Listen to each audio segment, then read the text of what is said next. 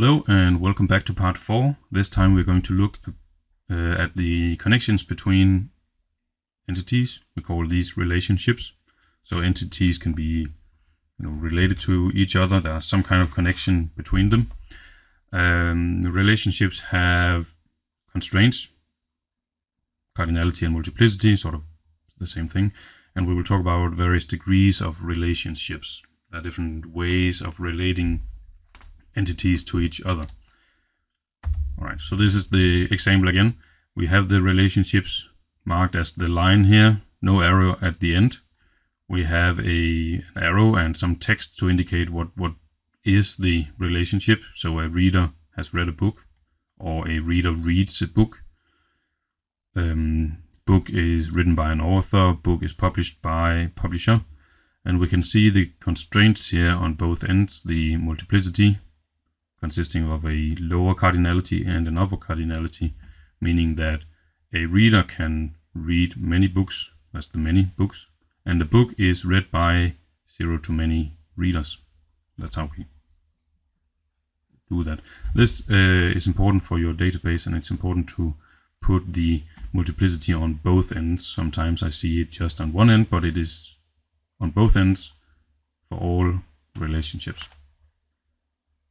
Alright, so what is it? Right. As an administrator, I want to be able to add new books. Right. So I have an administrator, and the administrator can add books. So there's some kind of connection between administrator and books in the add, the verb here. Administrator does something to books. The administrator, we talked about that in the previous video. That one might become an entity. I call it admin for short. The book might be an entity, so there's a book, and the verb here indicating some connection between them will then be the relationship. So an admin adds books, I guess, multiple books. Other examples is that a soccer team plays at a stadium. An image belongs to albums. Usually these can also be flipped around, so you can say book is added by an admin, stadium hosts soccer teams perhaps, album contains images. So the reading direction can go both ways. I have a preference when we get to another type of diagram, but it's up to you here in the ER diagram to figure out what makes most sense. And obviously, if I read my user story like administrator add book, then maybe I want to put it in the same way in my diagram. Admin adds book. If it was as a book, I am added by an administrator, which may be a bit weird, but then the reading direction may be flipped. Okay, but that's the relationship. There's some kind of connection between two entities. For now, or more, we'll come back to that. How are they found? Well, we have the example here, but basically it's the same approach as your entities. You look for the information in the descriptions or the requirements or user stories or use case descriptions. Usually a verb will indicate a relationship, so something has something else. The admin adds book. Something belongs to something else. One entity includes another entity. Soccer team plays at, a manager manages employees. A employee sends an email. The teachers teaches courses, and so on. Right. So these verbs are usually what we're looking for. The relationship is a line between the entities. There's a name and an arrow, so that's sort of that's the reading direction. And then we put multiplicity constraints at both ends. I don't have that here, but you saw that at the previous example, and we're going to get back to that later in the video, which is actually next slide.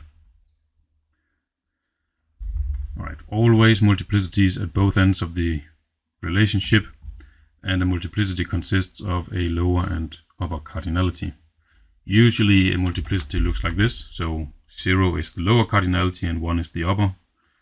And we read this as 0 to 1 or 1 to 1 or exactly 1. 0 to many and 1 to many.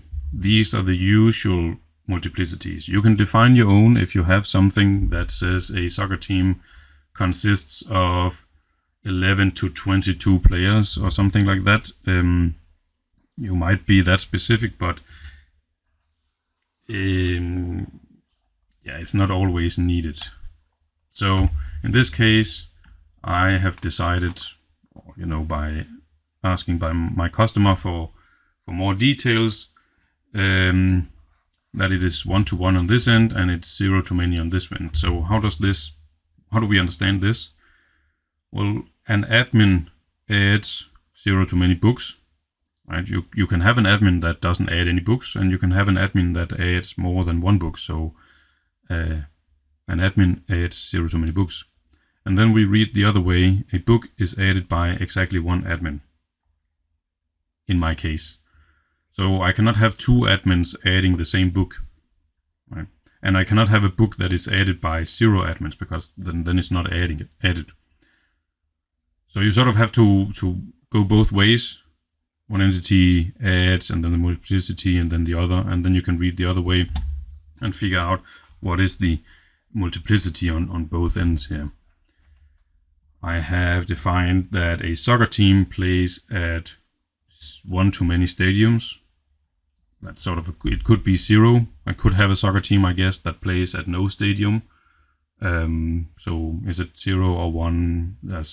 Sometimes there's a bit. It's not entirely clear, and most of the times it's not all that important what the lower cardinality is. The upper is always very important.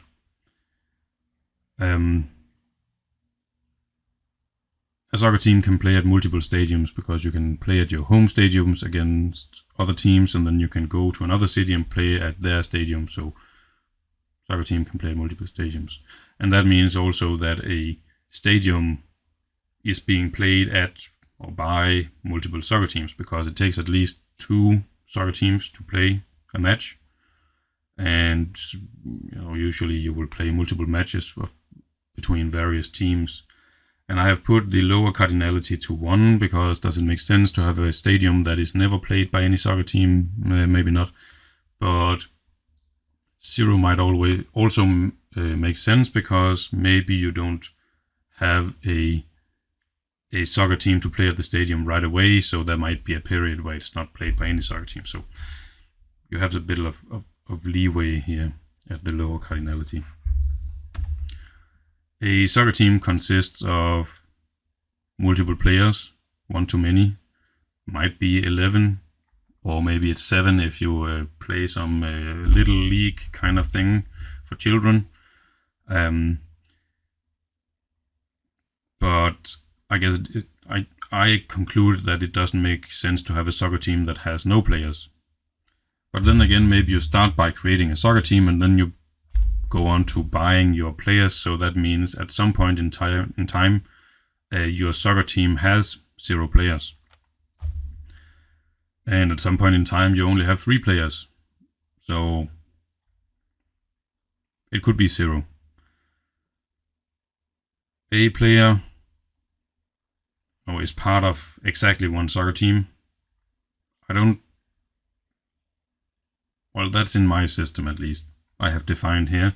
I guess some players can play at a local team. Your local city has a team, and maybe some players then also play at the country's national team, whatever you call that. So when countries play matches against each other, then that player will play on that team. So maybe it's an upper, maybe it's 2, maybe it's multiple with a star. I don't know if you can have a player that doesn't play on a soccer team, but I guess you could be. I could be a software engineer, but be without a job for a period of time. So maybe this could be 0 to many.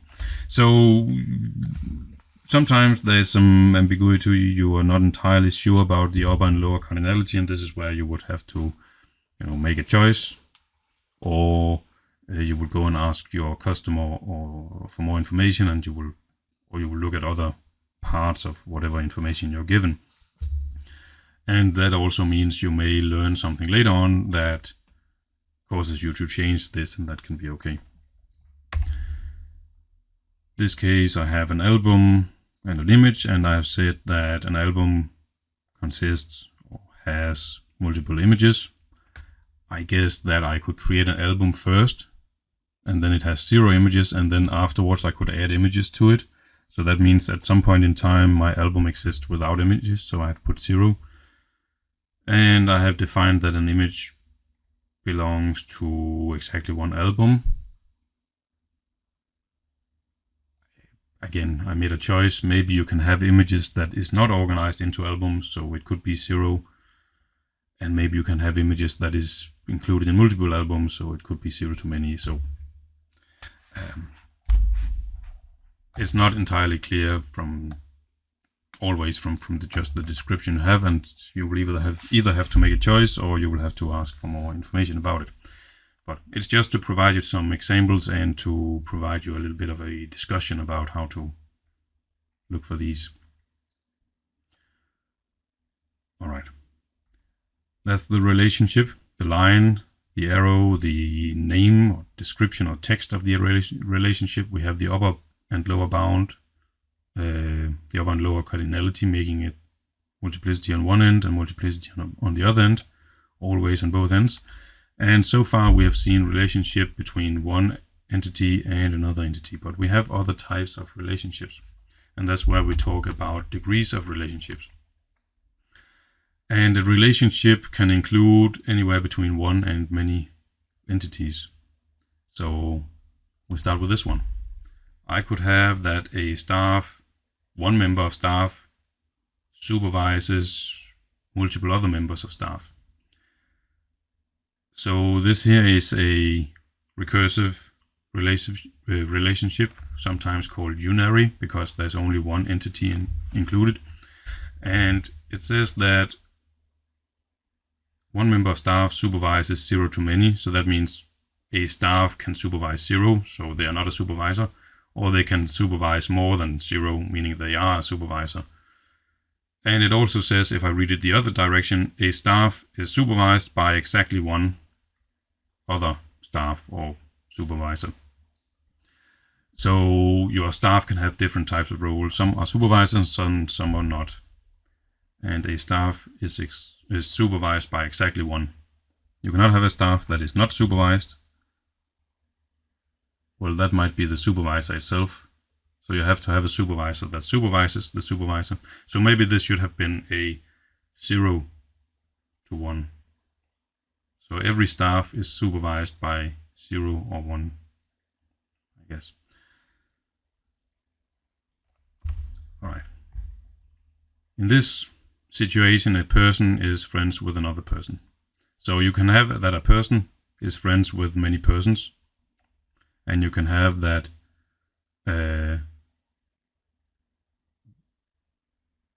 one person is befriended by many persons, meaning that we have multiple on both ends. We call this a many-to-many relationship, actually. Let me just go back. I think I missed that. This here is a one-to-many. This here is a many-to-many. This here is a one-to-many and a one-to-many. We just look at the upper cardinality when we define the type of relationship. I can have a one-to-one relationship also. Those are, they exist, but are less common. All right. As I mentioned, these are recursive because it sort of points to itself, and also sometimes called unary because it's just one entity included or involved in the relationship. The binary relationship is what we have looked at so far. Two entities with a relationship between them. In this case, a one-to-many relationship. We can increase the degree, meaning that we have a ternary relationship. So here it's important to include both the doctor, the medication, and the patient, and we make a ternary relationship with the diamond. So this one is used to connect multiple entities. And these can be somewhat complicated. It's often difficult to figure out what is the cardinality, the upper cardinality at least, on the relationships. They are just a bit more complex to work with. Sometimes they are needed, and sometimes you can sort of downgrade them to multiple binary relationships. In this case here, it is read as multiple doctors prescribes multiple types of medication to multiple patients.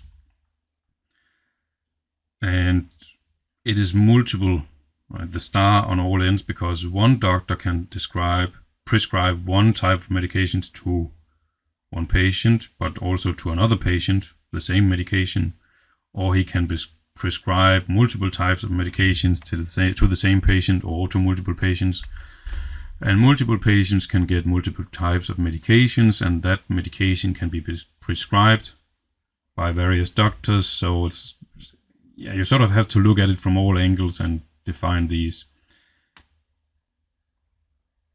It is a bit less important if you get these constraints correct when you have ternary and above.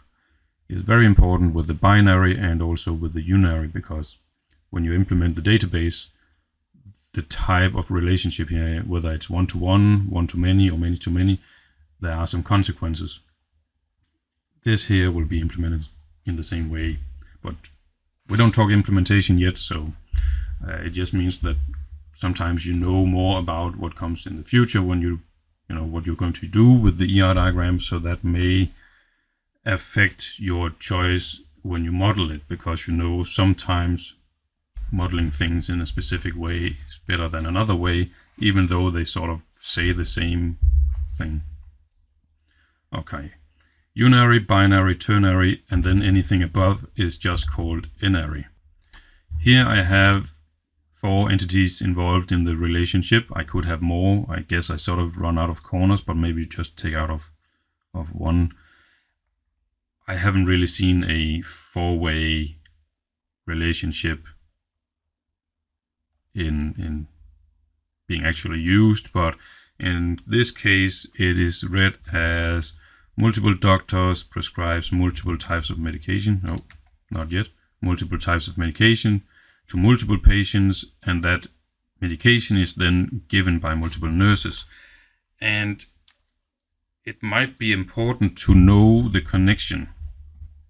So if you have a piece of information that says Dr. A prescribed medication A to patient A, and it is given by nurse A, because if there is some kind of problem, then you know who to go to. You know you need to talk to Dr. A, or if it was given incorrectly or at the wrong time, you know that you need to talk to nurse A. So it's important that all this information is bound together, which may cause this n-ary relationship. The same thing over here. But as I mentioned, sometimes they can be downgraded to binary. That sort of depends on how you model things and the requirements from your customer. So that's about a relationship, everything you need to know, for now at least. A line between multiple entities, or one. The arrow to indicate the reading direction, the name, and the multiplicity here on both ends. Alright, thank you for watching.